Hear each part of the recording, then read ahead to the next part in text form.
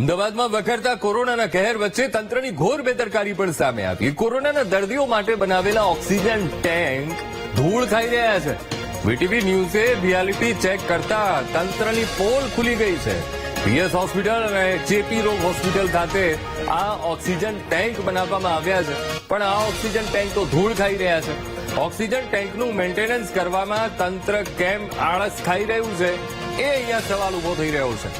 Oxygen tank અંગે આરોગ્ય અધિકારી ડોક્ટર ભાવિન સોલંકીએ સ્પષ્ટતા આપી છે.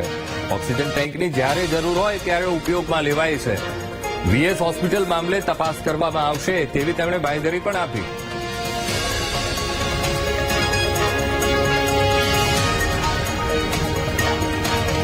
કોરોના કહેર વર્તાવી રહ્યો છે ત્યારે અમદાવાદ શહેરમાં એક જ દિવસમાં 50 કેસ નોંધાઈ રહ્યા છે. ત્યારે અત્યાર સુધી 2 મહિલાના ગઈકાલે મોત પણ નીપજ્યા છે, પરંતુ શહેરના જે હોસ્પિટલો સરકારી છે ત્યાં ઓક્સિજન ટેન્ક જે છે તે અમદાવાદ મહાનગરપાલિકા દ્વારા બનાવવામાં આવી હતી. જે દ્રશ્યો અત્યારે જોઈ શકાય છે કે ચેપી રોગ હોસ્પિટલ ખાતે આ ઓક્સિજન ટેન્ક બનાવવામાં આવી હતી કોરોના કાળ સમયે, પરંતુ અત્યારે હાલ આ ઓક્સિજન ટેન્ક છે તે બંધ હાલતમાં પડી રહી છે.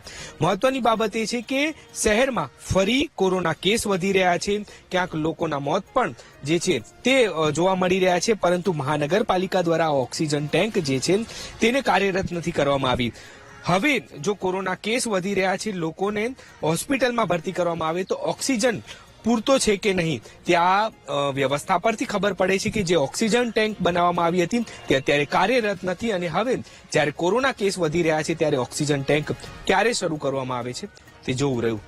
કેમેરામેન અજય પટેલ સાથે Deepak Solanki, VTV news, Ahmedabad. Shardaben hospital, LG hospital, VS hospital, આ ઉપરાંત એસવીપી હોસ્પિટલ અને 10 જેટલા કોમ્યુનિટી હેલ્થ સેન્ટરમાં પીએસએ પ્લાન્ટ ઇન્સ્ટોલ કરવામાં આવેલા છે.